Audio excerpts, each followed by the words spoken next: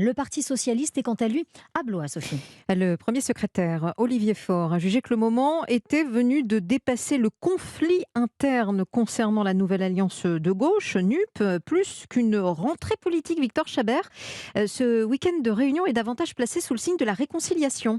Oui, c'était les premières universités d'été du PS après la NUPES et toutes ses composantes étaient représentées. L'écologiste Yannick Jadot, les insoumis Clémentine Autain et Alexis Corbière et le communiste Frédéric Bocara. En interne, les socialistes les plus sceptiques se sont abstenus de coups d'éclat et faisaient même bonne figure. Jérôme Guedj, député socialiste, se félicite de cette réconciliation. Très sincèrement, si vous avez vu la nature des débats, la nature de chacun des ateliers qui se déploient ici, il y a une adhésion massive à l'idée du rassemblement de la gauche et des écologistes.